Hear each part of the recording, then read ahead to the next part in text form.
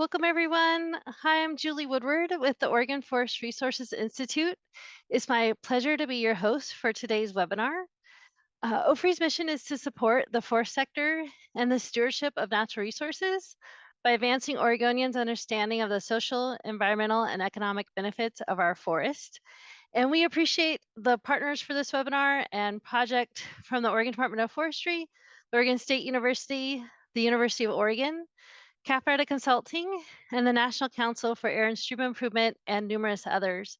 And we thank all of you today for joining us to talk about bees, and specifically the native bees in Oregon's forest. And a few things, I'm sure many of you have joined Zooms by now, but to just give you a few hints and reminders, on the Zoom toolbar, there will be a button where you can hit for Q&A today, and we'll be doing all of our questions through the Q&A button. Please don't put those in chat, but down through the Q&A. Chat should be just used if you're having a problem or a general comment, if there's something regarding maybe an audio or some type of issue. And we also, all the audio and video is off for all the participants, and that way we can focus on our presenters. And the webinar will be recorded and it'll be available later as an archive for viewing and for those that, if you'd like to share it after viewing this or to go back and review. And last, we will have a poll at the very end. We appreciate if you stay till the end and answer that poll just to give us feedback on the webinar today. And the presentation today on native bees will be given by Fran Capretta, Lauren Panicio, Katie Moriarty, and Christine Buell.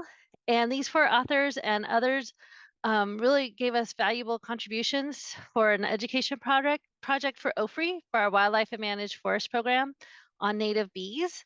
And so it's a newly released publication that is available online and to order. And this webinar is going to focus on helping to dive into that research more and help really make those pages come alive, talk about with the authors and more about that research and about some of the things that they've learned along the way. And so I'd like to introduce our first presenter is Fran Capretta. And Fran's a certified wildlife biologist and the owner of Capretta Consulting. And Fran has over 20 years of experience and works hard to bring forestry and wildlife researchers and practitioners together to manage for wildlife and forestry in the Pacific Northwest. Fran has been an integral leader for OFRE's Wildlife and Managed Forest program, and she's going to start us off today with an overview and more about the publication. So thanks, Fran. Thank you so much, Julie. It's great to be here. I feel like we're finally here to celebrate the culmination of this project that everyone's worked on so hard. So it's our native bees, and I just want to first acknowledge that I have some folks who help me, and John Cox works for me and was the lead author on this publication, and then the folks that you see on this first slide all had huge contributions to the publication as well. And so it's just my pleasure to go through kind of what you'll find in that publication that is available to order online, and it's available online, and then you can also order it, and it's all free. And it's just really exciting that it's out. So let me just see if I can get this to advance. All right. So this is just really fun to put up here to think about. There are so many bees in Oregon, and everyone's going to talk more about it. So like, I just want to focus on a quick introduction. But the cool thing about this basic bee anatomy picture is that Katie helped us do this through AI. So it's the first time that we've used an AI image in any of our publications, really the first time I've used AI at all. So that was pretty exciting. So for those folks who are really brand new to bees, this is in the publication and will help you with thinking about what parts of the bee are. And then it is a bit overwhelming, but there's a huge number of native bees to Oregon. And that's one of the things that this publication does, is just help introduce all of us to the bees that live here. And so in that vein, in the publication, we have picture of this, and then a place where you can go to get more information. So it'll direct you to where to learn more about the bees of Oregon. We've got a little blurb on honeybees, which is a bit controversial, but we have it in there just to bring that up. I personally love honey. We had some on salmon dinner that we made last night that was delightful. But there is, a problem with honeybees. They compete with our native bees for resources, and they're a vector for disease. And so it's just something to be aware of. There are like I was saying, huge numbers of different bees in Oregon. I learned so much putting this publication together with my colleagues. I really just had no idea. I mean, I know about the bumblebee and the honeybee and a few others, but there are and the ones that sting me when I'm trying to work in the woods. Um, but here are all a bunch of the families, and again, we focused on bees that are found in forested environments. In the publication also, you'll learn about threats to native bees, and that's really important when we think about management and how we want to move forward and what can we do as forest owners, what actions should we be looking to take on our forest land to help provide for bees. So we go through all of these different topics in the publication and give you more information on those so that you can have a good understanding of how to move forward. And then really one of the reasons that bees are in the spotlight for here in Oregon is that some of them are really up for listing. We're finding out that some of the populations are in trouble. And so they're up for listing status. And anytime a species makes it onto endangered species list, it requires special protections. And it's something that as managers, we really must be aware of so that we can provide for those species. So we have that information as well. We did put, that information changes a lot. So in the publication, that's current as of the publication date, but be looking for updates on that as well. And so then also in the publication, it's really great. You'll learn really how bees and other pollinators use forest lands. And that's helpful too when you're thinking about management, what is it that bees are looking for on the ground, right? So they're looking for foraging and nesting habitat, and they're looking for food. Well, that's on the, so foraging and nesting habitat. So you'll learn more about that in this publication as well. A lot of the open areas, clear cuts are really great places for bees, road landings, etc. So you'll learn about those different habitat types and how those can provide for bees. You'll also learn about what kind of flowers that bees visit, and that's really important. One of the really main things that you can do to help provide for bees is those floral resources, and understanding which ones to put on the ground is integral to a good management strategy for bees. So you'll learn about that. And then you'll also learn about different methods to do that. So kind of where to start. You'd want to understand where you are in the landscape. What does your ground have to offer? What's out there already? So starting with an inventory. Do you have the option to put seed enhancements out? In which case, how do you do that? What do the different seed mixes look like? We talk a little bit about prescribed burning and how that can influence bee communities. And then we also talk about insecticides and herbicides. They can be a threat for bees. They can also be used as a tool. So that's really important to understand. And then we have a little summary in the publication also that just talks about kind of sum things up as a summary would do. And really just that managed forests really do support a wide variety of bees, especially early seral forests. And so there's a good story to tell there, and it's an area that we can make a difference in. So it's exciting to know that there's a lot of resources out there for us to do a good job managing for bees. And then and I don't want to take away from the rest of the speakers because they have a lot of information and I don't want to take any more of the time. But the last slide I have for you here is just where to get it. So this is this big long web link, but you can just go to OFRE's website, which is oregonforest.org, and find it that way under the publications. But I found the easiest way is really just to Google OFRE native bees. It'll come right up. And then we'll put in the chat for you too the link to this so you can link to it, find it online, and order it. So I am not going to take any more of that time, although there will be a question and answer, so you're welcome to put those into the Q&A portion that Julie mentioned. But next up is Lauren Panicio. Dr. Lauren Panicio earned her PhD from Berkeley and also her master's and BS from Stanford. And her research is really involves, well, she's done a lot of different things, but in California, her research was really integral to helping agricultural ecosystems have better management practice for bees, which is pretty cool. And then here in Oregon, she's transferring that same knowledge into studying forested ecosystems and helping us understand how we can better provide for bees in forested ecosystems. All yours, Lauren. Wonderful. And I always remember that my mouse disappears once I do share screen. So sorry for that going back and forth, everyone. Well, wonderful to be here. So today I'll be talking about promoting bees in harvested forests. And as Fran mentioned, there is just such an incredible diversity of bees out there. They come in all sorts of shapes and sizes and colors. A lot of times we know about bumblebees and potentially other kind of larger bees, but there's all these other tiny little metallic bees. And in fact, there's about 700 and counting identified species of bees identified in Oregon, about 600 in Washington, so we're beating Washington. There are about 1,500 to 1,700 in California, but it is a much bigger state.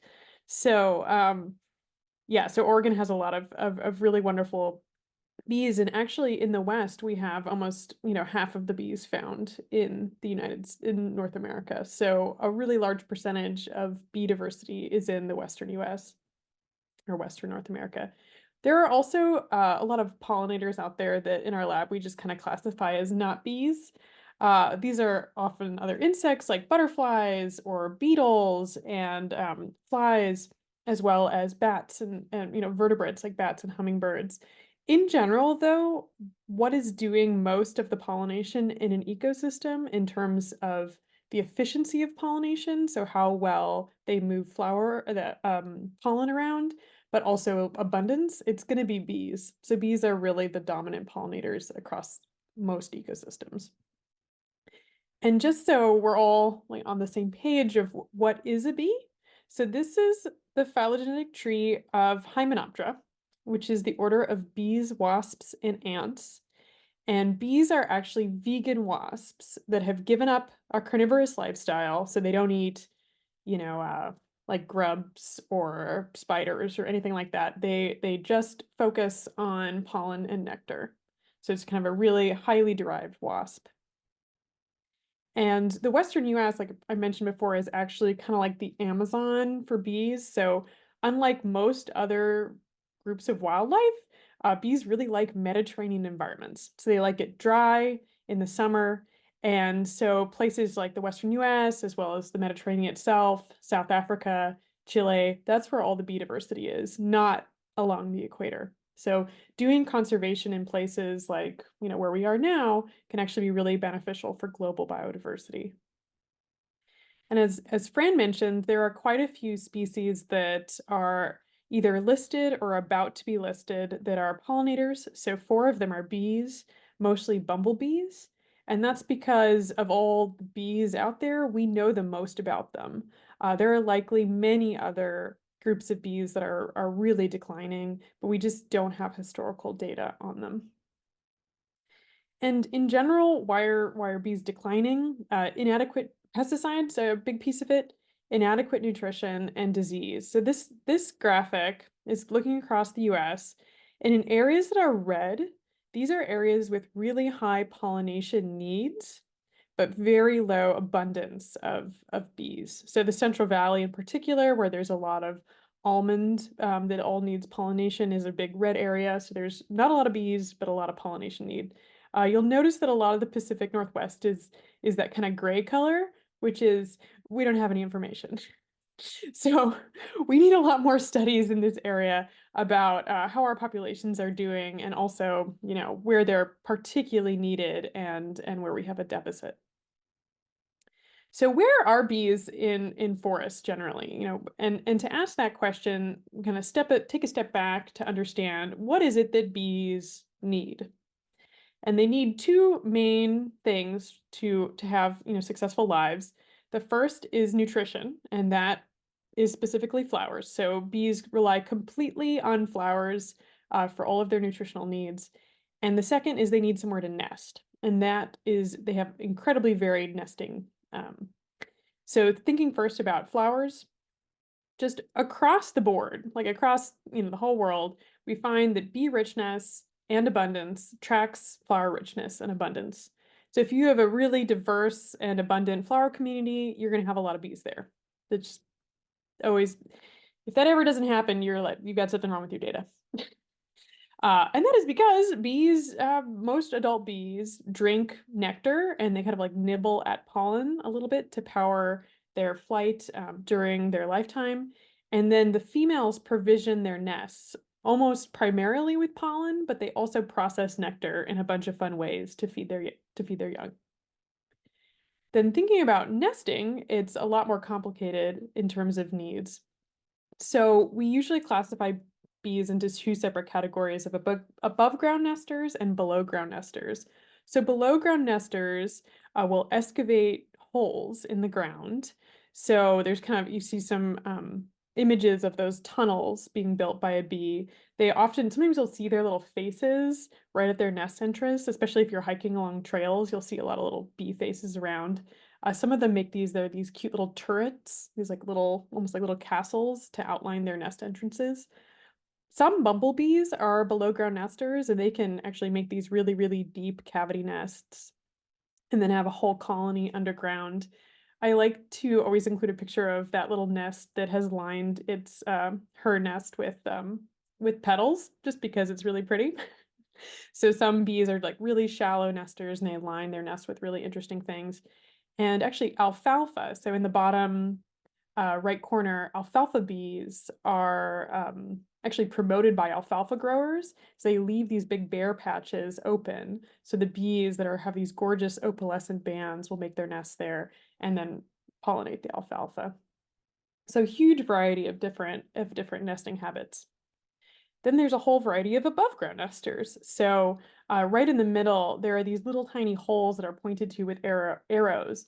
And those are cavity nesting bees that have basically laid all their eggs and then stopped off the little hole with mud. And so all of their eggs are inside the wood. There are bumblebees that also nest above ground, usually in like cavities and rotten wood, maybe like old rat mittens. Some bees will kind of nestle on crevices and rocks or between like the branches. They'll make these tiny little those are called mason bees because like they've made little mason holes. And then, some will also nest in reeds. So like lots of raspberry reeds, you'll find these tiny little bee nests inside of them.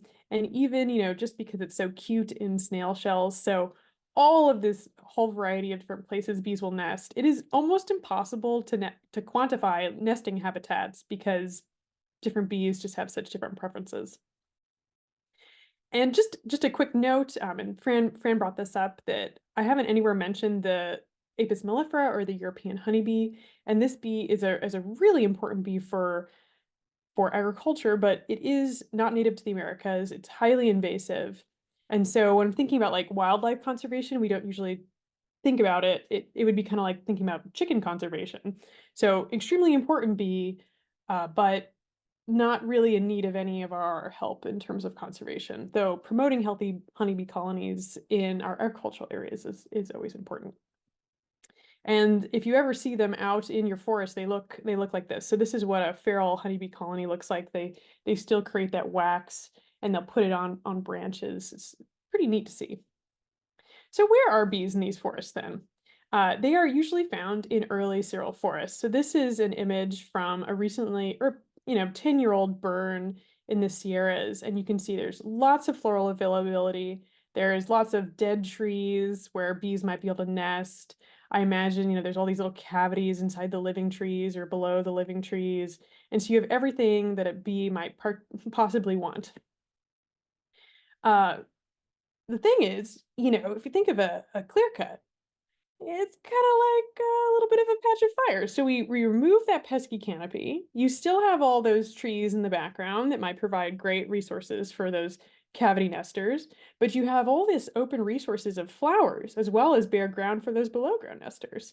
So in some ways, we've kind of created this really wonderful early cirral habitat for bees. And so you kind of imagine, if you were thinking about fire or natural disturbances, you'd have this kind of patchwork of living trees and dead trees, and that's where the bees would be moving around this landscape. And the rotational nature of timber harvest has created something really similar. So unlike a lot of species that might prefer old growth conditions, this like patchwork of different forest successional stages is actually absolutely perfect for what bees would want. And so you can imagine there's this kind of years post-harvest where you start where all the trees are harvested and removed. Then there's this time period where the baby trees are growing and there's all of these wonderful floral resources and lots of bees around. And then sadly, the trees eventually have to grow and cover the forest canopy. And interestingly, even though there are, you know, forest dwelling species in the understory, we don't see a lot of bees in that environment. So we'll see some, but never as many as we do in that early cereal stage. And at least in the Coast Range, that stage is about 1 to 6 years post-harvest, maybe up to 10, and they really peak around year 3. I imagine in drier, mountain ranges like the Cascades or the Sierras, there's a little bit more time, maybe, an extra even 10 years where until the forest canopy closes. So a question we have is, can we make stands better for bees longer? And by how to do that? So first of all, we could think about adding more flowers. We could think about keeping the canopy open longer. We can think about more targeted herbicide strategies, and at least post-fire, thinking about leaving unsalvaged patches. And so I'm going to go through each of these and give a little bit more information on them. First of all, thinking about adding more native flowers. So this is a floral enhancement in a clear cut. And you can see how gorgeous it is. So we did a pilot study in 2021 and 2022 after the Oregon Holiday Farm Fire. And we chose 20 stands in the Cascades, and we asked generally, what is available to be planted? What could I go out in terms of native seeds and buy that might survive in these areas? And we were able to identify 20 species of commercially available flowers that were observed in early cereal stands from other studies in the area.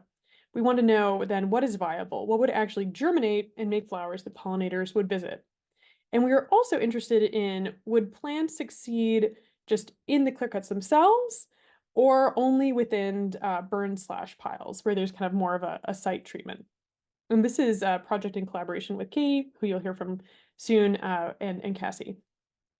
And so we targeted these burn/slash piles because what's so nice about them is they remove any competing seed bank, and you kind of start from a really clear soil with lots of nutrients in it.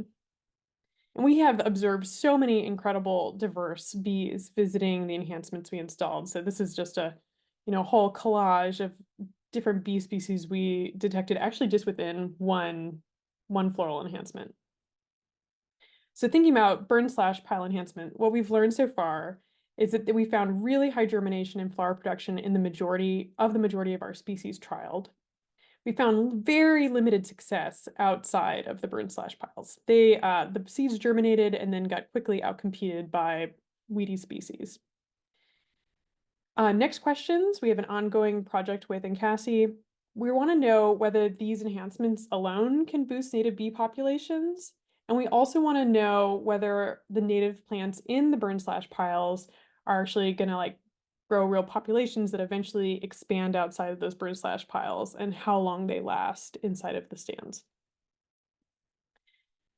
We can also, seeds are really nice because they're very easy to get to establish, but especially in areas where you might want something more permanent, we can borrow from other agricultural restorations and think about native shrub hedgerows. So hedgerows, back in Britain, they used to have hedgerows to divide people's land, but they're just native shrubs, usually on a linear feature.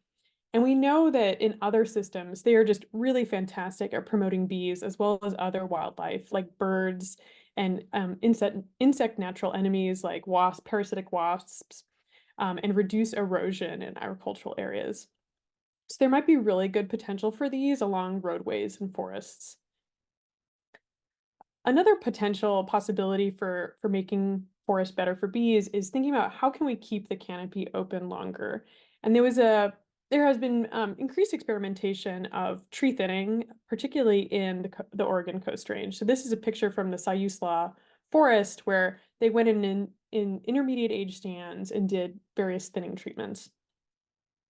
And we've found that those somewhat variable, as you can see from this graph. So canopy openness, so 0 is a closed canopy stand, 100 is fully open against dominant tree DBH, so how large the tree is. We would expect a negative relationship, but we assume that the thin stands would have much more open canopies, and you can see those yellow dots are really quite variable. But In some cases, we do see an increase in canopy openness. We think that the reason why there's so much variability is sometimes when they open the canopy up, the trees just really quickly grow and fill it in. So it may be open for a little bit longer. In general, more open canopies had more flowers and more bumblebees in these stands. And this is part of a master's thesis from Jessie Pham Brown. So more to be explored there. Another thought is there was a really interesting study done in the Coast Range called the Intensive Forest Management Study, the IFM study. And this was done in collaboration with a couple timber industry owners. And the idea was looking at the effects of herbicide on wildlife populations, including bees. And they had 4 treatments: a control with no herbicide, a light herbicide treatment, moderate, and intensive. Probably the industry falls somewhere in the moderate to light category. Intensive, it's probably not practiced very much. And they found that increasing levels of herbicide application resulted in fewer flowering plant species and flowers than the no herbicide controls. And similarly, there was lower bee richness in those that were, visiting those plants, though abundance really wasn't affected. So the abundance of bees wasn't affected that much. This is the little graph. So you see that compared to the green, which is the controls, the moderate and high intensity treatments have fewer bees, whereas abundance, you can see that red line is just kind of really, really, really variable. So we don't see such an effect on bee abundance. So we're losing certain species, though there are some species that can persist even in those high herbicide habitats. And another potential practice is particularly thinking about the nesting needs of these bees and the above ground nesting bees, is leaving patches of unsalvaged trees, particularly after fires. So those little, above ground nesters, they're going to want things like dead wood and little twigs and such. And so there was a study done in the Oregon, in the either the Coast Range or the Cascades, and they found that in areas that had been salvage logged, there were 4 times fewer bee species, though abundance, kind of similar to the herbicide studies, was unaffected. And particularly the species that are lost are the above ground nesters. So you can think about just leaving pretty small patches of which is also recommended for other wildlife in different areas, might help promote these bees. So kind of imagining an ideal world, you have infinite dollars. And this is actually this is a ranch out up the Mackenzie called Whitewater Ranch, and they actually live on the property. That's where their house is over there, and they do actually have a blueberry plantation as well, and then about 2,000 acres of timber plantation. And so thinking about like the bee friendly menu we could apply in this area. So first of all, you can kind of see these little tiny dots on the landscape, and those are all burn slash piles. This area was burned by the Holiday Farm Fire, so they had to salvage log quite a bit of it all at once. And so we went through, and this is an actual picture of their burn slash pile, and enhanced them. And so all of these different little patches have been enhanced with native plants. Along riparian areas, they've installed native plant hedgerows. They're particularly interested in them for their blueberry fields, but they look great. They've been promoting. They've been helping to avoid erosion along the banks, and so that's another possibility. You can hardly see it in this picture, but where the trees were too small to really profitably harvest, they left them unsalvaged, and they've replanted within those areas with dug for seedlings already, and left those trees kind of as nurse trees, but they also provide that really important bee habitat. And this is kind of just a little bit of fun. Their home was one of the few homes in the area that was not burned down in the Holiday Farm Fire. Most of their neighbors sadly did lose their homes. And likely a big part of it is they happen to have this natural prairie around their home. And so thinking about a defensible space, so that area happened, they happened to pile a bunch of logs in that area and then burn them. And they seeded the area with native prairie seeds they've maintained. And so that's also beneficial for bees, but also provides this really important fire protection. So here is a list of those things again, with some additional details in terms of herbicide application. And so adding seeds to burn piles, Potentially replant or don't replant with trees. If you don't replant with trees, it'll last even longer. Aerial herbicide spraying will kill the enhancements, so as much as possible, trying to avoid those areas if you're going to plant them. Pre-emergent herbicide, we've learned the hard way, will inhibit germination. So if pre-emergent herbicide is going to be sprayed, it would be ideal to do that before they were burned or to try to avoid those areas. In general, minimizing aerial spraying of herbicide, particularly in those like really key years post post harvest when the bee populations were most diverse and most abundant. Targeted herbicide, however, is likely really needed and important. Otherwise, it'll become a giant blackberry bramble, and that's not great for bees either, or trees. Tree thinning and intermediate age stands to maintain more open canopies, and plant erosion, seed mixes that include native plants or potentially native shrubs. And then particularly post-fire, thinking about leaving unlogged burned trees when salvage logging, just little patches around the landscape. And with that, I'd love to thank my wonderful lab who have done a lot of this hard work. Our website is panicialab.com, and I'd love to take any questions. Actually, or though we might wait for the end of that. Is that correct? Yes. Hey, Lauren, yep, we're gonna wait till the end Wait till the just to end, get yeah. everybody, get all the presentations through. So go ahead and keep putting your questions in there. Looks like we have one, and then we'll get that at the end. So thank you, Lauren. Very interesting. Appreciate it. So now we're gonna have Katie Moriarty, and Katie earned her master's and PhD from Oregon State University and her bachelor's from Humboldt State University. And Dr. Moriarty is a forest wild ecologist for the National Council for Air and Stream Improvement. And she does, her research interests are in sustainable forestry, balancing the needs of sensitive species and biodiversity. And her current projects include assessing sensitive species use of managed forest landscapes and evaluating biodiversity responses to variation in forest management across broad spatial scales. Thank you for joining us, Katie. Thanks. Julie, can you hear me okay? And see the I screen? can, yep, it all looks good. Great. Well, welcome everyone to this webinar. I hope you enjoyed Lauren's presentation and our introduction and also the publication. For those that don't know about NCASI, we provide technical information and scientific research to forest owners and managers. And within my group, we mainly work in the forestry subgroup, and me in particular within wildlife. So we study biodiversity and also rare and threatened species. One of the things that is not intuitive for me is learning about all of the various bee species that Lauren described, which is why I'm so thankful she went first. But for you now watching this great webinar, this is maybe an interactive opportunity. I've thought of 4 reasons why we should care about biodiversity. And now that you're learning a little bit more about bees and are inspired maybe to plant flowers, maybe you could rank these at home. So my thoughts were that there's 4 main things why we should care. And this is what you could tell your friends if they ask why you're planting lots of flowers and hedgerows for bees. And the first is value. I know Lauren talked about how much these bees pollinate most of our crops, but some other things that I think about are some of the things that we don't expect to be helpful. Like here in the Pacific Northwest, some of you might have Pacific yew on your property, and that contains the derivatives of Taxol, which is a commonly used cancer treatment. I'm not saying bees can help cancer, but you never know. Also, there's a lot of opportunities in recreation for biodiversity. And I think if you get really excited about bees today, you should look not only at the Bumblebee Atlas and that citizen science program, but also the Oregon Bee Project, which will be spoken about a little bit soon.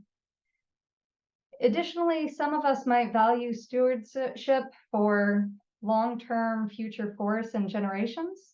So that's something that I think would be rather compelling if I was trying to explain my bee plots to my friends.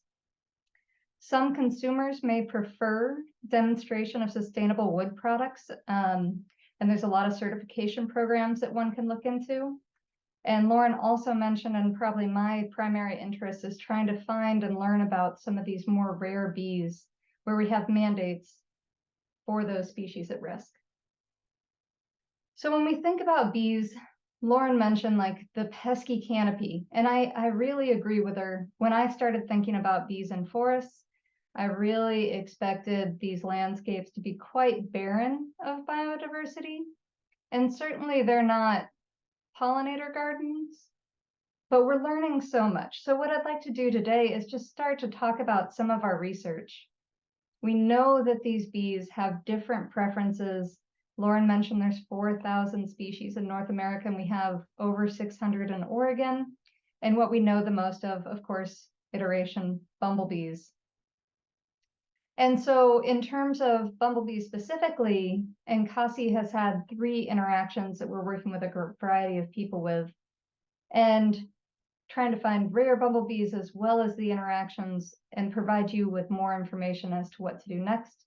Lauren showed a version of this slide, but impending in the next few years are probably going to be 4 or 5 species of bumblebee that we'll need to consider at some level from that federal mandate or state mandate level.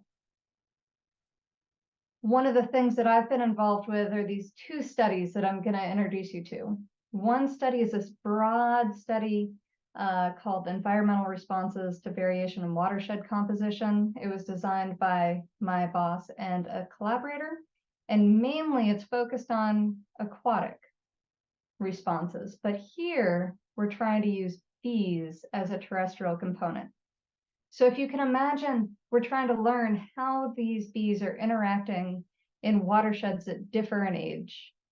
Not only does the stand differ in age, but the watershed as well. So Lauren showed you a very similar picture a moment ago about how there might be more of a network with more roads and more clear cuts compared to these dark forests with the pesky trees.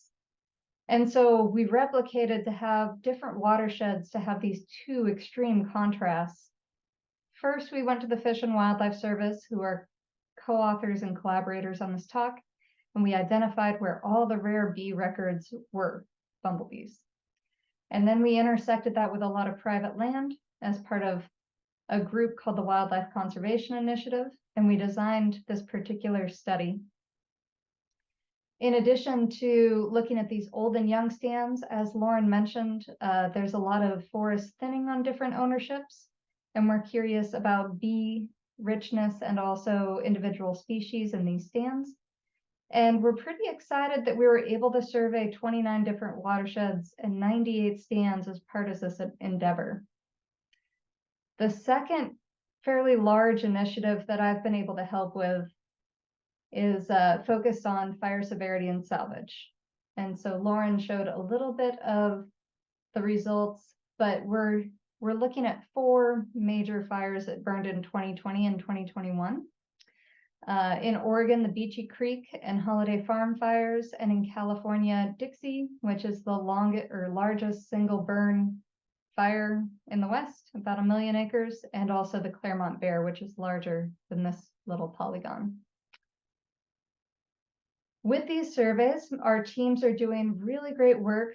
There's an insect conservation-based nonprofit called the Xerces Society, and they have some guidelines that we're exceeding on how to survey. So within a particular stand or group, we are surveying both transects and blue vein traps, and I want to show you these methods. So when we're hand netting, and this might be a little bit off, but we have nets in which we are walking along the transects and the technicians are catching every bee. They stop their timer, they have to have a minimum time amount. And what you'll notice is this individual, Felix, is going to put that bee in a vial and record the flower it was captured on.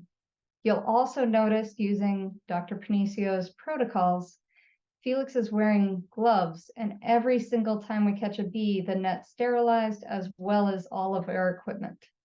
So every bee is uniquely captured with a lot of data. And the other tool we use are these traps, either pan traps or blue vein traps. This is a blue vein trap, and you'll notice it's a bright iridescent yellow and blue. And if you think about bee eyes, which are not like ours, something that looks very mundane to us, like a yellow flower, might look extremely different in the UV spectrum. So when bees are seeing flowers, they might be seeing something completely different than what we see, which is one of the reasons why having that floral diversity, both in color and bloom time and shape, can be very important. Our survey methods go for a very long time during the summer. We're trying to capture how bees emerge over time and really look at biodiversity a lot more specifically. And this could be really important because different species of bees emerge from their nests at different times during the summer. And some scientists have shown that the spring flowers and what's available in spring really determines richness and colony size throughout the year. So when Lauren was talking about the 20 species we found, we were also looking at a giant list of all of the native flowers that existed and thinking about not only the species that were available, but their coloration, their shape, their type, and where they would grow. Overall, we have surveyed in the last 4 years 207 stands. And this is really exciting for us as researchers and scientists, but also just to try to understand our native bees and community. This is an example of some of our bees, and I had one of our employees hand me a box a minute ago.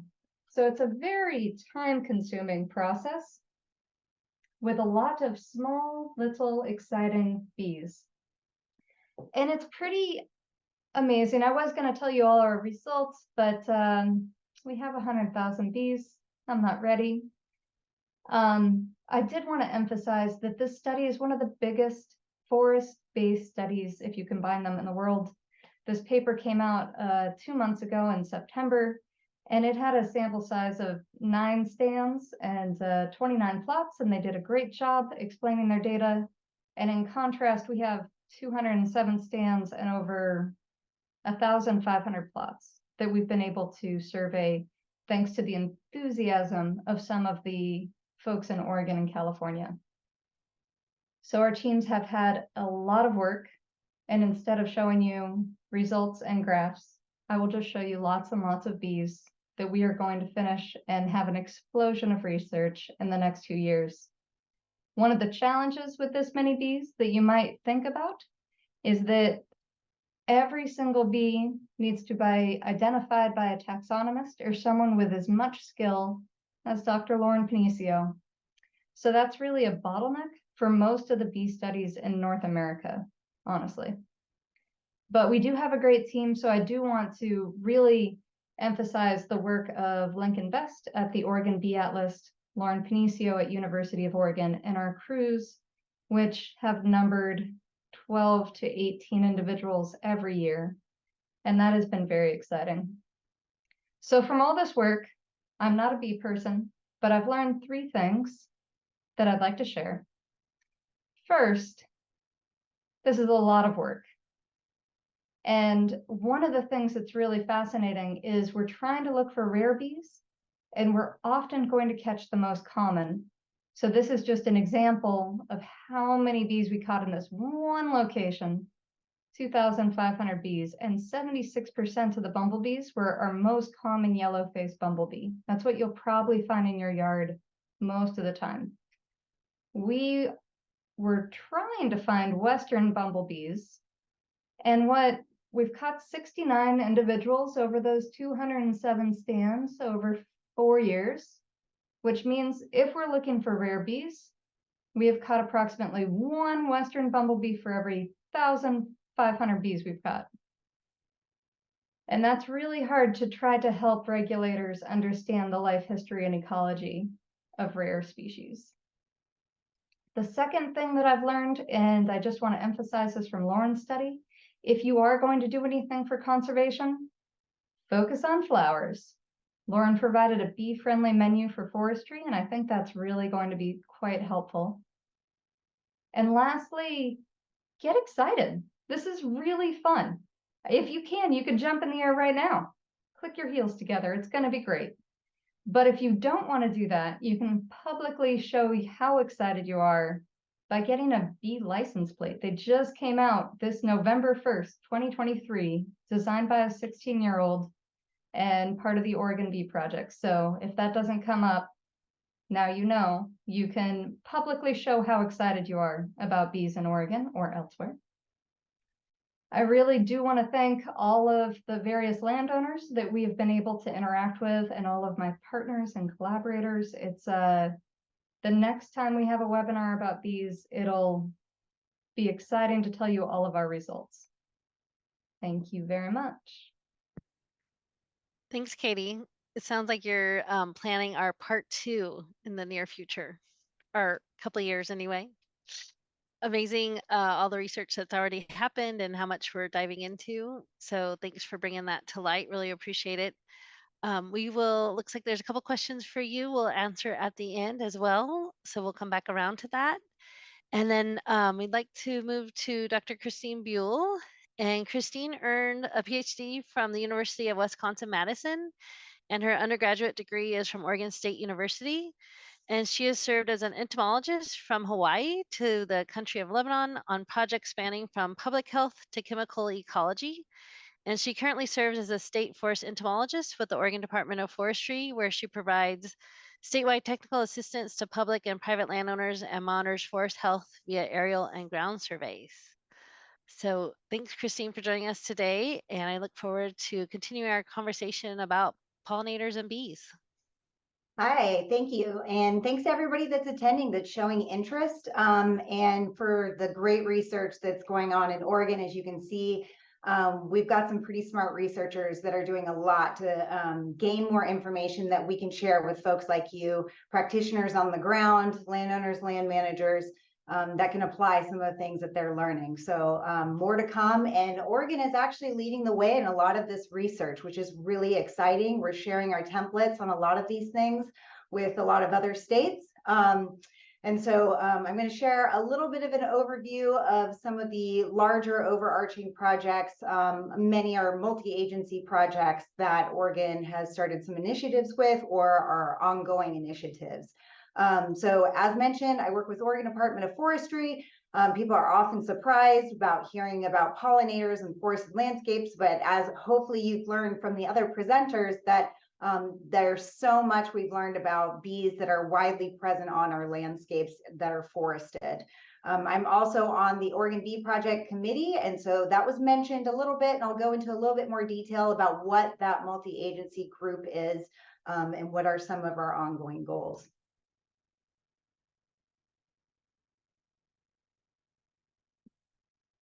So yes, as you have heard, there are bees in our forests. They are in our wilderness forests and our managed or working forests. So they vary from our wet coastal forests that are dominated by species like Douglas fir, to our high alpine forests dominated by true fir, to our dry forests dominated by pine. And these forests all provide all the different things that bees require for feeding and nesting and hibernating, for those that are hibernating in certain spaces, especially some of the queens that require a space to hibernate. These are really important spots with rodent burrows and things like that that are kind of preferred by some of those bees.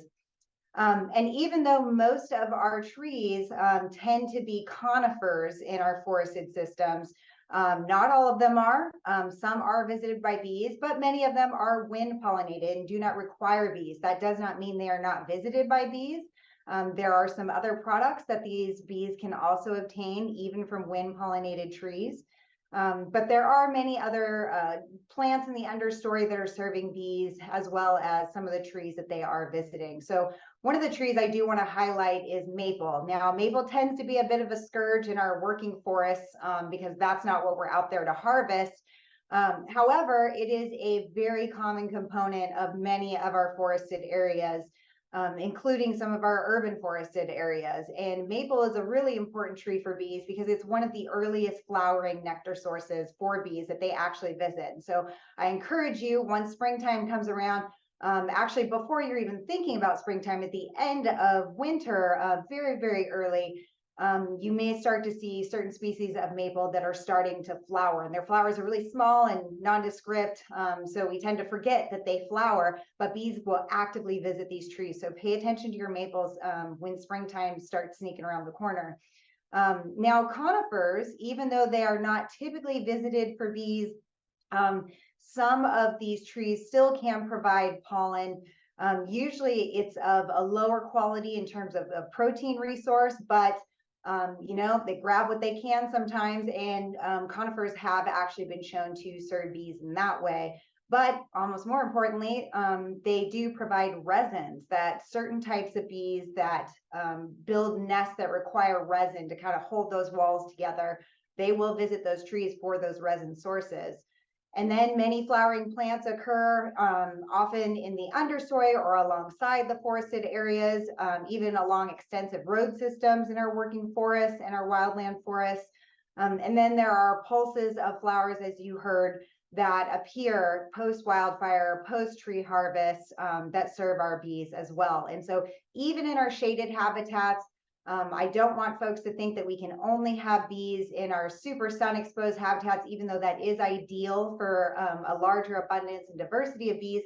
Even in our shaded habitats, we do still have some flowering resources in the understory. If you just look closely, bees are still visiting those, they're still nesting in those understories. And those forest floors, oftentimes they're undisturbed. Even in some of our working forests, they go undisturbed for years in some patches. And that undisturbed forest floor is excellent for nesting and overwintering habitat. There's also a lot of exposed soil in some of these areas. Sometimes in a closed canopy, there's more exposed soil than in an open canopy. Simply more things are being shaded out. The exposed soils in slash burn piles, for example, or in the packed soil that's along roadside embankments. Those are actually ideal for ground nesting bees, that they want a structure that's solid, not going to be disturbed. And if you look closely when you're walking around the woods and you see these holes that are perfectly round in the soil, that looks like you just took a pencil and you just kind of jabbed into that soil, chances are that is a bee nest. And so you are walking around these bees frequently and maybe are not looking for them, but I guarantee you now that you will. Forests also host a lot of woody debris. This is coarse woody debris, some finer material, dead trees themselves, stumps, etc. This is also utilized by some bees for nesting habitat. Some bees will chew their way through this wood to make a nest, but a lot of them will use pre-drilled holes. And so any sort of material that has exit holes from wood-boring beetles, for example, that is often utilized by some of these bees that like a pre-drilled hole in which to nest in. So as I mentioned, even in our managed forests where we do have some more activity taking place, we do have bee presence there, and it can be enhanced by some pretty minor efforts. And so this is an example. This is at Hampton Lumber that I will discuss. That's kind of a flagship industrial partner that's leading the way on pollinator habitat enhancement on their managed working forests. And they've been sharing a lot of information. They took this on just out of interest, and they're making pollinator habitat enhancement work in conjunction with their objectives for harvesting timber. So in this example, the timber was harvested. They're replanting with Douglas fir primarily, and Douglas fir does need full sun exposure. So oftentimes when you see clear cuts in the hillsides, yes, it can be an eyesore when you're used to seeing back-to-back trees. However, I encourage you always take a closer look. Sometimes they put out a sign letting you know that that site has been planted, and at what date, but oftentimes you don't know that there are little trees that have been planted there. Per our Forest Practices Act regulations on these lands, they must be replanted with trees.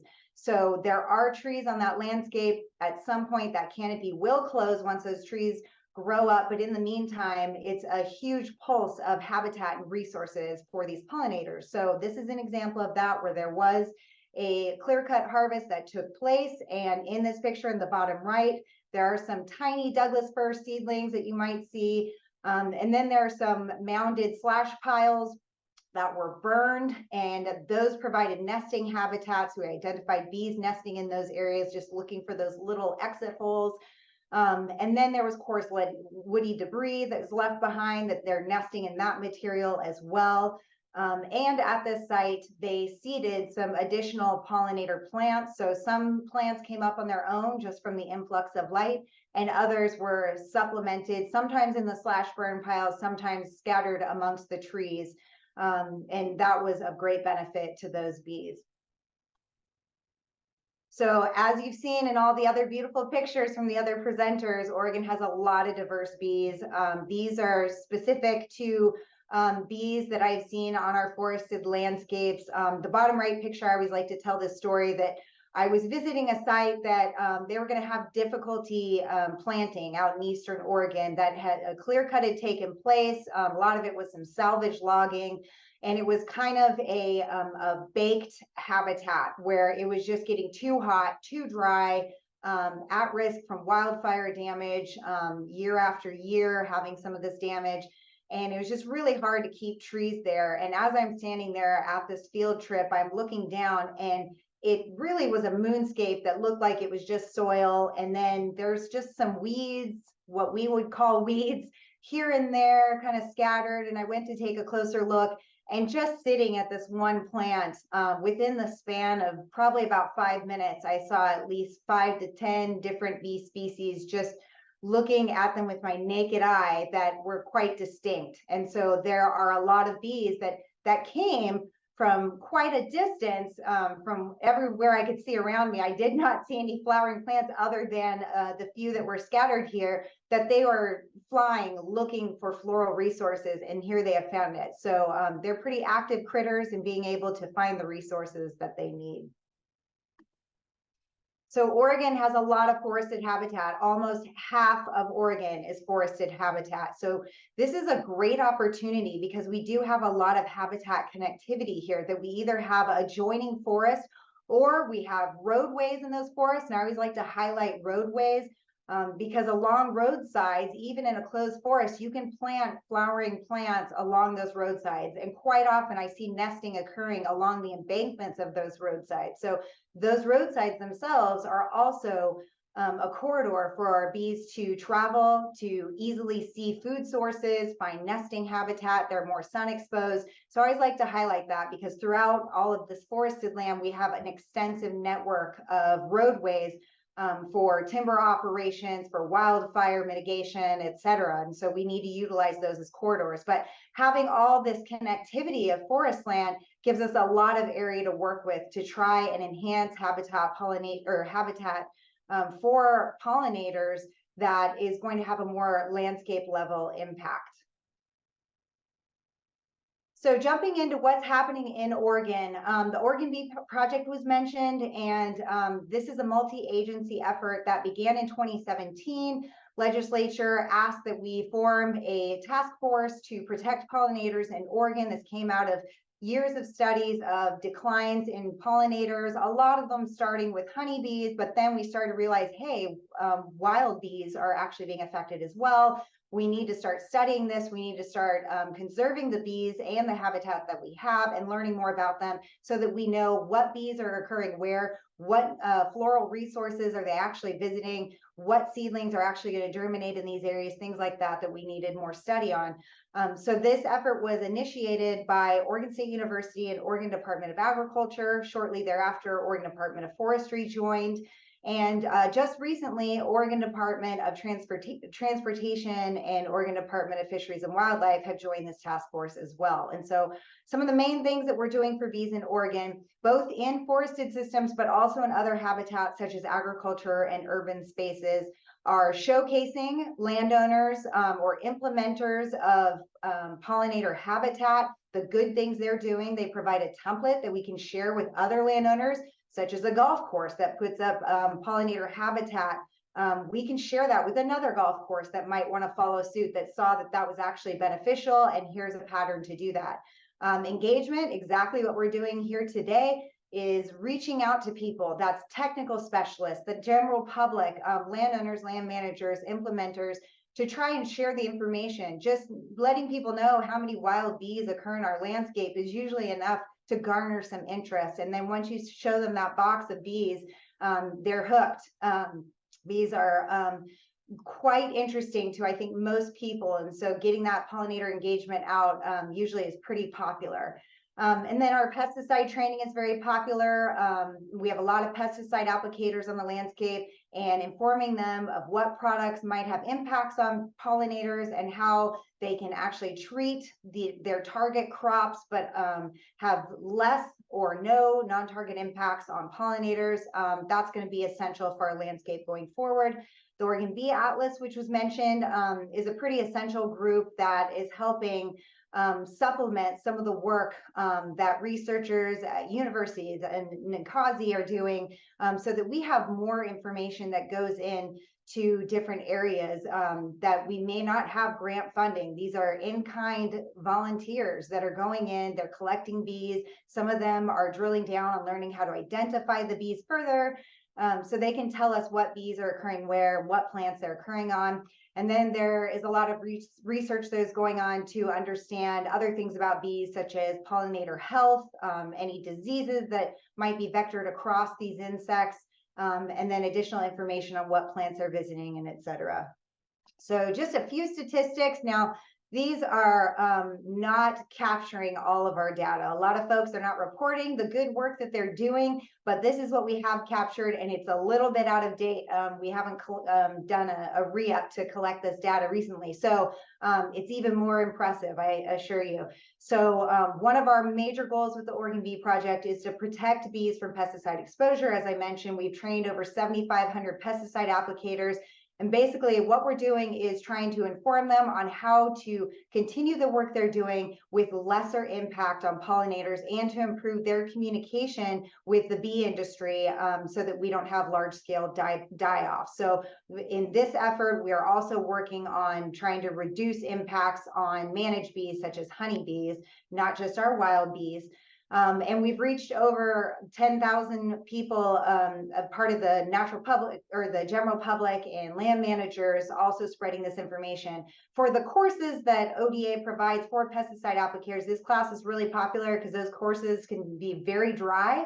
And this is kind of an interesting and exciting course, and folks are tested before and after they take the course.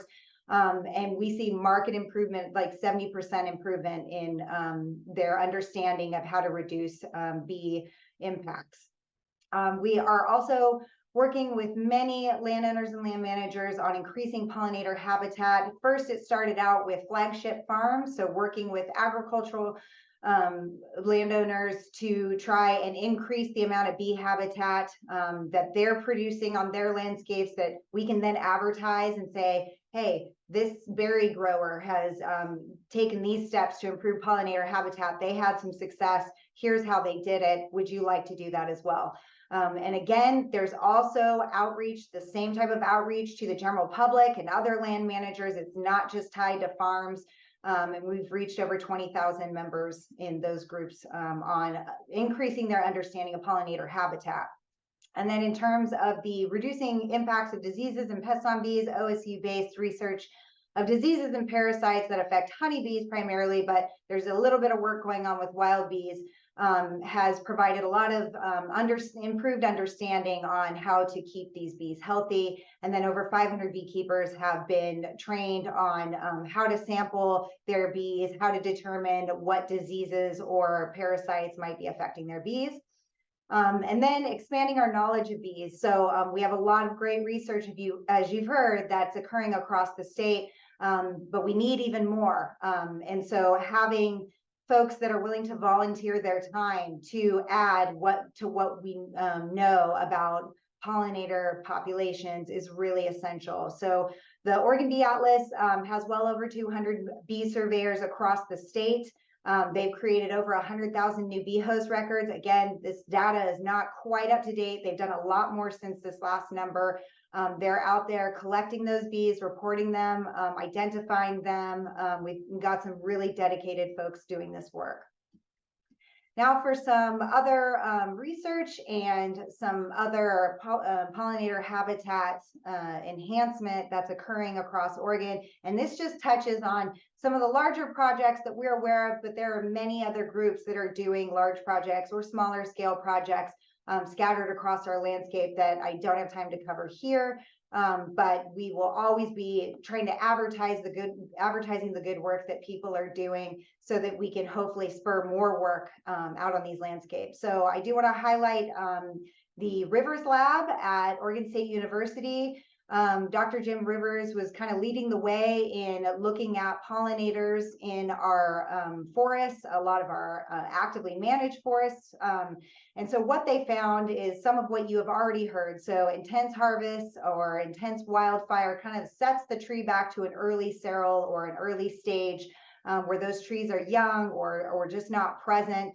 And what that's doing is it increases it's an influx of light that comes in. It allows seedlings that were in the understory, maybe they were sleeping, getting them germinated so that we have flowering plants that once again are showing themselves, providing food for those bees. It also warms the ground for nesting. So increasing that thermal habitat is really attractive to cold-blooded animals such as bees. And so all of which have been shown to increase abundance and diversity of pollinators on site until canopy closure. There is some variation here and there. Pollinators are not stagnant in terms of their population. So if you can stand in the same place year after year, you're going to get a diversity already of those pollinator populations and abundance because they can move themselves. They go to wherever they're, whatever's most attracted to them. So we do see some variations here and there, but overall an increase in diversity and abundance once you have an opening of that canopy has been seen kind of across the board. Now for OSU Forestry Extension, ODF has actually started working with them on establishing forest pollinator habitat. So what was established were not only flowering seed plants by seed, but also bare root plants, so shrubs, the hedgerows, such as what was mentioned earlier, for pollinator habitat within and adjacent to forest stands or within clear-cut areas to determine what flowering plants germinated well so that we can develop our seedling list a little bit better and making them more region specific. And then we also are having ongoing measurements to determine what bees are coming to that area and what they are visiting. And OSU also created a video series that guides landowners on forest lands on how to enhance bee habitat on their forest land. There's a link there. I highly suggest you check it out. There are various really short videos that are really informative on how to make bee habitat enhancement work in conjunction with your objectives on managing timber stands. And I did give a nod to Hampton Lumber as kind of one of the flagship industrial partners that went out on their own to test seed mixes and establishment practices for establishing pollinators on their landscapes. And so one of the takeaways that they had was a lot of the seed lists that we have for pollinators are very general. They're not tested per region. And so, for example, if you Google, pollinator seedling, Oregon, oftentimes you're going to end up with a mix that does best in the Willamette Valley area. However, the Hampton lumber stands were a little bit into the coast range, a little bit higher elevation, a little cooler, maybe a little bit more moist. And so a lot of these mixes did not work for them. They had to make kind of a bespoke mix because it was just not the right conditions for the list of seed sources that were in those lists. And so what they're doing is just kind of testing one by one what seeds are going to do best in our area. We really want to see this work take place in other areas as well, different types of regions, but Hampton is leading the way there, and you can see so much more on their website. And then lastly, Oregon Department of Forestry has started putting in some pollinator habitat plots. First, we started with Clatsop State Forest. So basically, this is an area where a clear cut and replant took place, and that area was seeded with flowering plants. The very next year, we saw active visitation by bees. I saw, in fact, the flowers at the bottom right. They actually had a bunch of cutouts of the petals to remove portions of the petal for nesting. As you saw in the picture earlier that Lauren showed, some bees will take those petals and use them for nesting. It's quite beautiful. And so we saw that taking place there. They seeded clear-cut areas that had replant in them, but they also seeded the slash piles from the knowledge that we were learning about having a higher success rate of germination within those slash piles due to lesser competition from other plants. And so with that, we're just getting started. There's so much more for us to learn, but we've learned a great deal in this short span of time. And yes, I thank you for attending to learn more.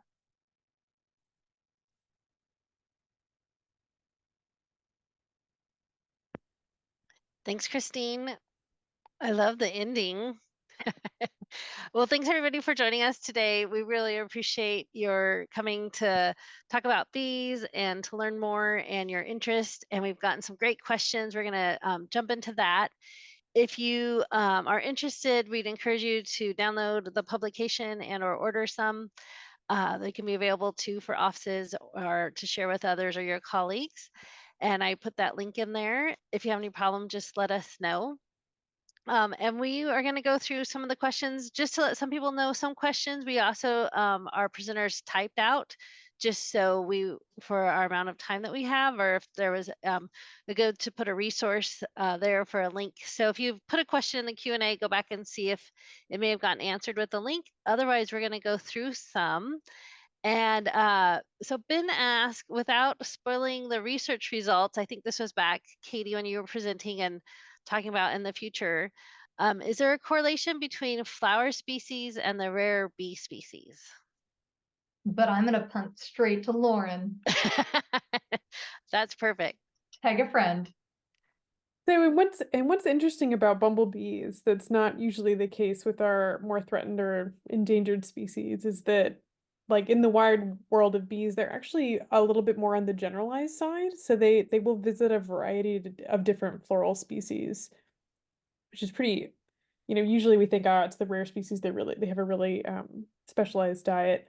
So we haven't seen specific associations with these species in the forest, though just by and large, we find that the more open canopies host more species. If there are more diverse flowers in those open canopies, like flowering shrubs, lots of little native forbs, we also tend to see more bee species across the board. And so it's almost like the more individuals we catch, the more different species we tend to catch. So there's kind of this the places that have lots and lots of bees, they also tend to have a lot of different species. And then you're more likely to get the rare species. Lauren, Yeah. adding to that, if it's not a food limitation for some of these bumblebees, what might be creating some of these large scale declines for like Franklin and Western and others? Some of the leading hypotheses are, well, a lack of nutritional resources. So like we are limiting the amount of flowers around. So you can imagine that we've kind of converted from having a lot of disturbances like fires and tree falls from big storms to having a lot of pesky closed canopy forest. And so those early cereal habitats, they have a lot of potential, but a lot of the native plants have been lost from them. You can think of like all these years of harvesting, not like bringing back a lot of the natives, like a lot of the native species have been lost. And so that can be a big part of it, I think, in our forests. Another big contributor is disease. So we think that infectious disease was really related to their declines.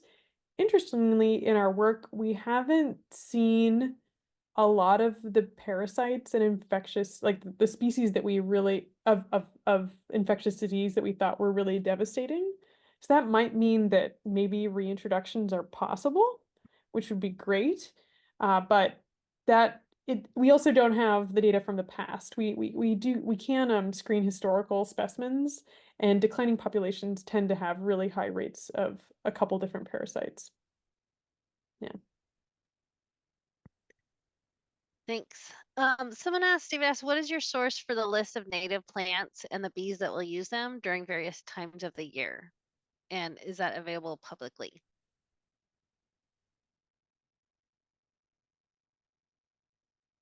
Eventually, the Oregon Bee Atlas is designing an interactive tool which will enable you to click on different areas and where what bee species have been observed visiting different species. And what's so neat about that data is, though some of it is collected from these kind of large scale research projects, a lot of them are collected by master melitologists.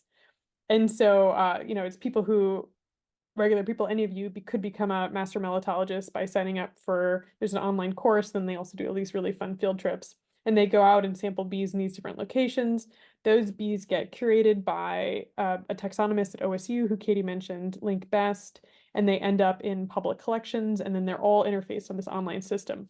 I believe Julie just showed also on page 16 of the new OFRI guide, there's a list of places that sell plant species, so both native seeds and native shrubs that are all like grown, they're all sourced from the region.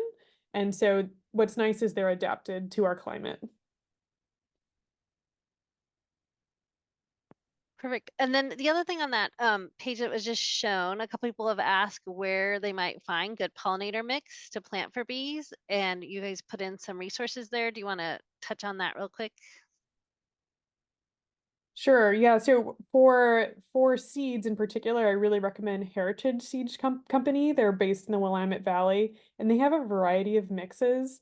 They particularly have like a tough and tenacious mix that I really like. That does really well, and also is somewhat herbicide resistant. And I believe Christine, isn't there another resource for different regional areas?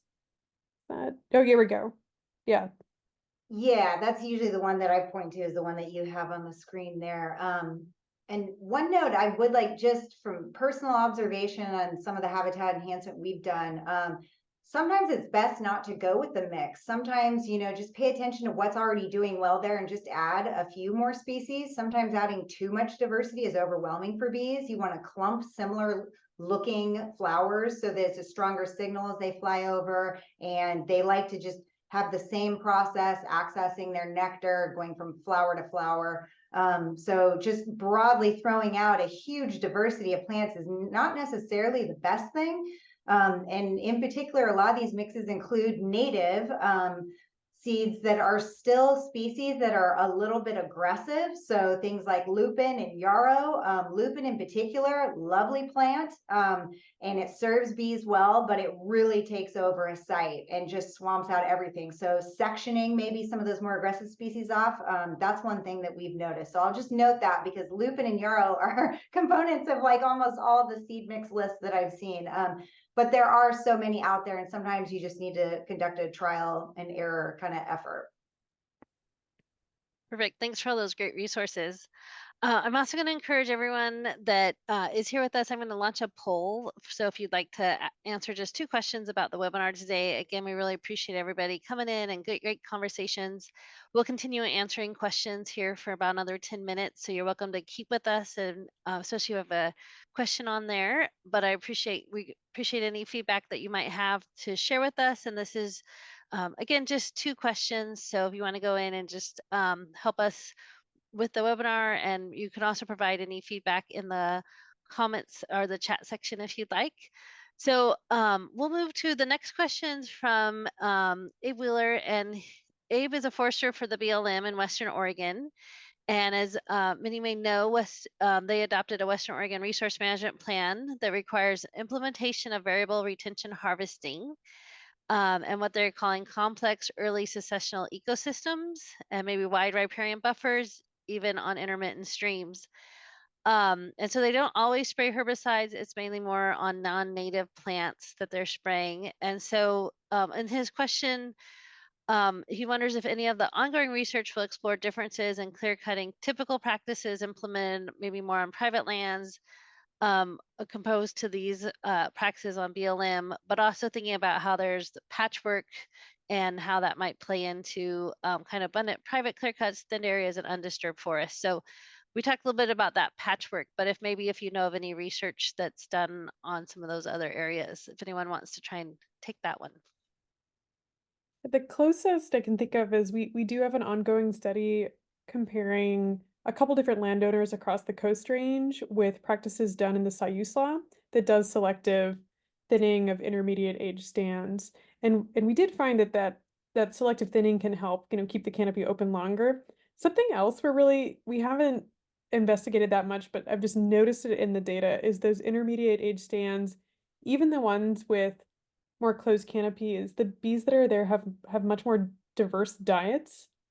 So they seem to be visiting a lot more different species. So what I would imagine is those type of, selective harvest, as well as like leaving this patchwork, is enabling, all sorts of different plants to establish there. Like we have the early successional species, like all the little tiny forbs that are around the edges. We've got more shrubs, like currants and blackberry, and not blackberries. Well, maybe like maybe some native trailing blackberry. And then, the bees are kind of finding those areas. They're particularly concentrating in areas where there's high floral diversity, so those open stands, but they're also visiting around the kind of closed canopy stands. We also know that bees don't like to travel through closed canopy forests. We know some bees will actually like hit an edge, fly up and fly over the canopy instead of like avoiding going through a really cold, dark stand. And so you can imagine that thinning might also help them, like help make that matrix of trees more, maybe make them more able to be able to like, get through it and find different patches. So kind of some ongoing studies, but I wouldn't, it can be a little hard to replicate since a lot of times management is really stand specific. So in the Sayus law, like even the thinning practices, sometimes they would do one thing, sometimes they would do another thing. But I hope that we can do more research soon to really understand, those specific practices and how they contribute to bees. Oh, Katie's got something to say, yeah. Yeah, there's also a researcher, Dr. Sandy DeBano, out of Oregon State, out of Oregon State, Hermanston. And she has a PhD student, Scott Mitchell, who is working in thin stands in Eastern Oregon. Scott Mitchell is also teaching a workshop on bees at the Oregon Wildlife Society meeting this February. So if you're really interested, you could take Scott's workshop. And I'll post something in the Q&A. He made a video. Thanks all. Lauren, your research seems to suggest that seeding and burn piles is the most effective way to establish native plant hotspots post-timber or salvage harvest. What were the most common reasons for plants not establishing outside of those piles? And what would you suggest managers do to enhance the success of seedling outside of burn piles? Yeah, so there were two pieces of it. One, a lot of time there's a lot of, debris on the ground, so like little bits of bark and all sorts of post-harvest debris. And so if you just scattered the seeds, a lot of them wouldn't land on bare ground. And so we had lower germination rates generally. Then pretty quickly, the landowner we were working with didn't aerially herbicide, so pretty quickly there was enough plants already in the seed banks. Unfortunately, a lot of non-native species like it was this false chamomile kind of stuff. I forgot. Oxeye daisy, that just grew really, really, really fast and quickly outcompeted our natives. So they got like this high, and then they just got completely overwhelmed. So it's kind of that double layer of like seeds do best when they hit bare ground. There's less bare ground in the outside of the burn slash piles, and then two, like if you do have a lot of seeds already in the seed bank, they're gonna have a head start. So what's nice about the burn slash piles, it's kind of like a site, it's a restoration site treatment, right? You've nuked the seed bank. No seeds survive being burned at those really hot temperatures because there's such a big pile of wood. If you wanted to, I mean, it would be such a dream, to have native, like basically, these clear cuts could become these gorgeous meadows of native wildflowers. But you'd need to be able to give those native seeds a chance. And so that would take some kind of site prep. So could imagine, I mean, herbiciding or spot herbiciding certain areas of invasive plants. Spreading around like char or burn. I don't think we'll ever be able to do prescribed burns inside of forests, but something like that is found really efficacious in prairies. There's also like putting down black plastic, for example. So kind of like maybe the classic strategies that plant restoration ecologists would use when prepping something like a prairie before seeding would all work in forests, I'd imagine. And would probably help out the trees as well.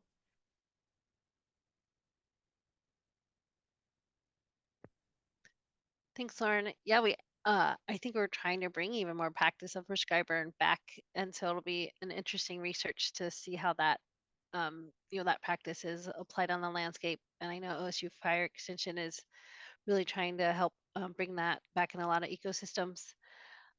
So maybe this will be a one for good pondering. Wilda asks, is any work being done to create bee habitat on power lines across the acres on private land since we can't plant trees there? So it seems like it'd be a great habitat for bees. There's Well, actually a really, oh, Christine might know more. Christine, do you want to go for it? I was just about to say, you guys might know more, but last we had this conversation, it was actually like 5 years ago, that was discussed as like trying to tackle that. Utilities can be a really hard nut to crack. They have a sole objective. And one of the things we've ran up against when trying to propose this is a wildfire risk, because not only could it be that they just have plants that could contribute as flashy fuels from a wildfire for power lines that are traversing along forest lands, but also that they might prevent equipment that is going in to mitigate those fires. And so we got some pushback there when trying to propose that idea.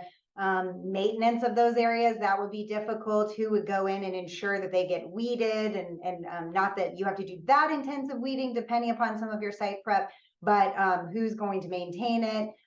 It's hard to get anywhere with those folks, but we have not stopped trying. And maybe you two, or maybe Julie, you know about some initiatives that were successful. It does seem like there's increased interest. The Xerxes Society for Invertebrate Conservation has quite a few booklets on best practices for planting under power lines, trying to think of species that might not provide as much of a fire risk. You could also imagine that, what's the worst thing you can have under power lines is like non-native grasses, right? And so if you can find something that can keep out non-native grasses that have like are incredibly flammable and really hard to get rid of, that would be beneficial. But the same site prep issue comes into consideration as with planting within clear cuts. So usually under power lines, there's already a lot of non-native plants that are really difficult to dislodge. And so it would be quite expensive potentially to get things to establish under them, but arguably really beneficial. There's a big monarch, particularly a monarch restoration in terms of like planting milkweeds under power lines to promote monarch migration nationwide campaign going on. But as Christine mentioned, there's kind of pluses and minuses. I put a link to that in the chat or in the question and answer. And another spot that we've been trying to target is underneath solar farms. And so that's something that has been attempted, but again, maintenance is an issue. Getting under there to mow in the first place is a little difficult, but that's another option to add pollinator habitat in some of these kind of forgotten areas. Thanks, all. So Monica asked, and she's curious about how to adjust practices for climate change, as I've been learning that many important tree species are declining, dying off, and the ranges will be contracting and moving northward. What is happening with important plant species for bees, and how can we select plants that are more climate change resilient and adaptable? Just a question all of us would like to know, right? That magic, knowing exactly when that'll happen, but there's certainly been a lot of conversation. So anyone want to try and give her some resources or things to think about?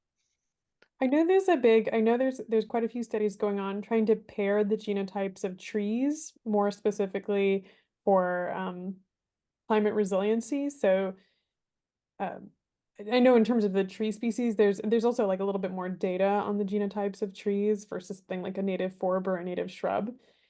In terms of thinking about clear cuts and harvested forests themselves, I don't think it's something we need to worry about quite yet, because the early cereal communities are really short-lived, right? Maybe we're talking, they're 1 to 10 years post-harvest. And so they may need kind of a constant reinfusing of new seeds, maybe every 30 years post-harvest. So I imagine that's something we can plant what we have now that's regionally grown, that matches what we have, and then in 30 years hopefully the nurseries and other commercial places that are doing this planting will have caught up. So I do actually have a resource that I just came across. So typically, I always joke that I talk more about climate change than insects because a lot of that is what's predisposing trees to pests. But there are great seed zone maps that you can utilize. So one of the reasons why this might not be as well studied, or maybe not of as large import as trees, is trees are just long lived, and so they go through decades of exposure to changing conditions versus our annuals or even some of our perennials. They have lifespans that are often shorter than trees, and so they can be a little bit more plastic in where they're occurring, but they might be more sensitive as well for that reason. However, there is a seed zone map that's produced by WETAC out of Forest Service that does have a variety of different species and kind of projections. If I'm understanding it right, I just came upon this tool. So I will put that tool in the link, but I can do a quick share. So basically it's a web map platform. And then what you're doing is there's just general seed zones here, but then it's broken down by plants. And so you can kind of look for some plants throughout here, whether or not this is going to really be added to in terms of adding more species, that requires funding. And I think they are working on that. But then from there, you can kind of zero in on an area to determine, what seed zone is it occurring in, projecting forward.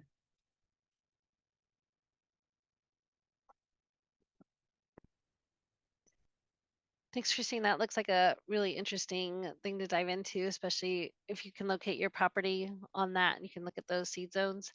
I think another resource David was asking about is, while there might be 600 to 700 bee species in Oregon, is there a map indicating which bee species most likely might be found in smaller geographic regions, such as like Clackamas County? And I think John put in there about iNaturalist is a great way to find an idea of local biodiversity. Would anyone like to add anything else to that question? Eventually, the Oregon Bee Atlas should have an amazing interactive tool that's under current development. So you should be able to click on a little area and it'll have the bee species found in that area and what they were visiting. I think that I'm hoping that's within the next year they're going to have that up and running. There are often kind of more maybe regional. There's a checklist of bees in the Willamette Valley.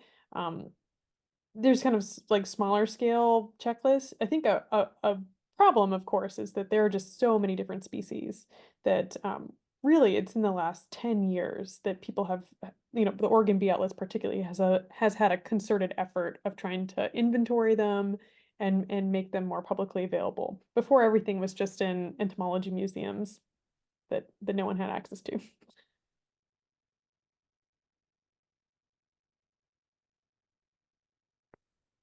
Well, we appreciate all the research all of you are doing and sharing it today.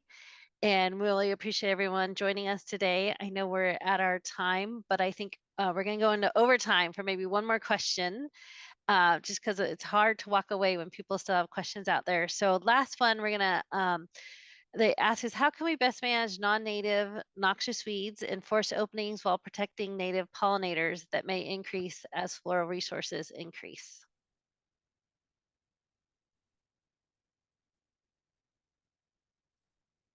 Targeted herbiciding. Yeah, I think I- that's right Mhm. on the targeted, especially on those noxious weeds. Try and maybe even the burning that we've talked about. Yeah, I think and even though some of these noxious weeds can provide floral resources, something that we've noticed in the studies we've done is that once you get a giant blackberry bramble, once there's no understory, we just have, those arches of blackberries everywhere. Yeah, we see some bees visiting it, but it outcompetes all the diversity. And so without any herbicide, we're going to end up with blackberry thickets.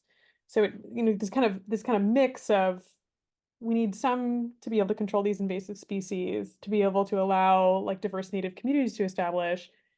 On the other end of the spectrum, if you can overdo it, right? And then you don't have any plant life underneath your trees. Well, thanks again.